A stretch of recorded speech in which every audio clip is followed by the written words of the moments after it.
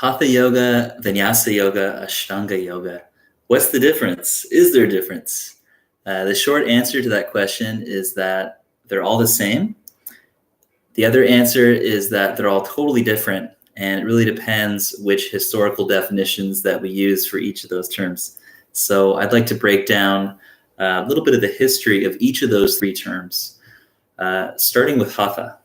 So Hatha is a word that, as far as I know, comes from a traditional 14th century text called the Hatha Yoga Pradipika, which means light on sun-moon yoga.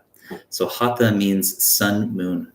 And other scholars have translated it as forceful yoga, which has now been disputed as not being accurate. I'm no scholar, I'm just an enthusiast, so I can't really weigh in on either opinion. Hatha Yoga in the Pradipika includes some forceful techniques, such as breathing techniques, both kriyas, which are more muscular, active core engagements where we force air out, as well as pranayama, such as alternate nostril breathing, and other breath retention techniques. And these are done to help free the mind and liberate the energy system. So we're trying to free our minds from their habitual conditioning. That text also includes some very interesting yoga poses, not a lot of them, but there are some very challenging arm balances in the Hatha Pradipika, like the peacock pose Mayurasana. If you're curious, look it up. It's a pretty cool posture. The second term, Ashtanga, means 8 limbs. And so Ashtanga Yoga is a yoga with 8 branches as part of its tree. The first 2 branches deal with ethics, the yamas and niyamas. And there's basically 10 sort of codes of conduct, you could say. But the first one is the most important one because it sets the foundation for the whole yoga system. So the first of the yamas, the ethics, is the word ahimsa, which means non-violence. And this has also been understood as compassion or gentleness or love, what arises in the human heart when there's no violence in thought, perception, motive, so on and so forth. Among the other 8 limbs, there's asana, which just means comfortable pose, as well as pranayama, which is breath control. And then the other 4 limbs deal with meditation. Sorry, my kitten's getting in here now. Meditation to concentrate a distracted mind so it's fit for meditative insight.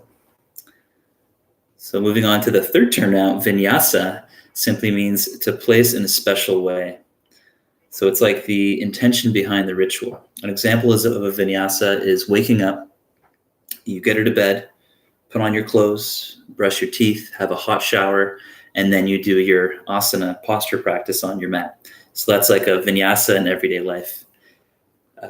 Since the 1930s, I believe, I could be wrong, somewhere around that year, it required a different meaning, which was to link breath with movement.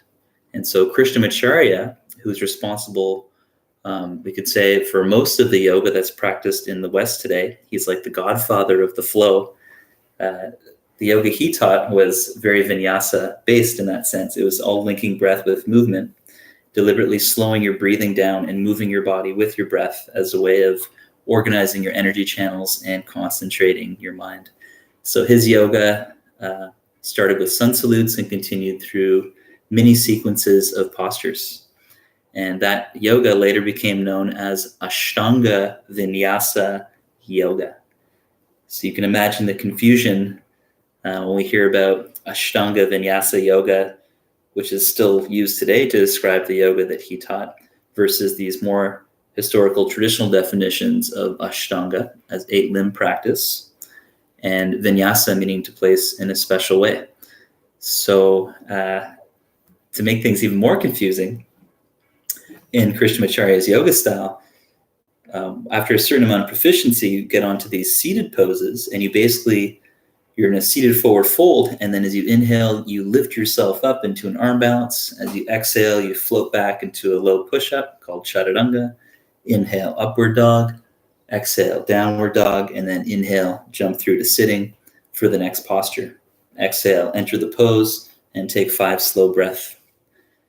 And so the short form for that mini sequence of movements became take a vinyasa, because it might be done 100 times in a practice. And so vinyasa became known in more modern times as this kind of push-up movement. And if you take yoga classes at a modern day studio, maybe it's not an Ashtanga studio, maybe it's a hot studio, or like a modern free-flowing studio, which is all really great stuff. They might refer to vinyasa as something like that as well. So it's a term that's required different meanings over time. But I like to go back to the original meaning, which is to place in a special way.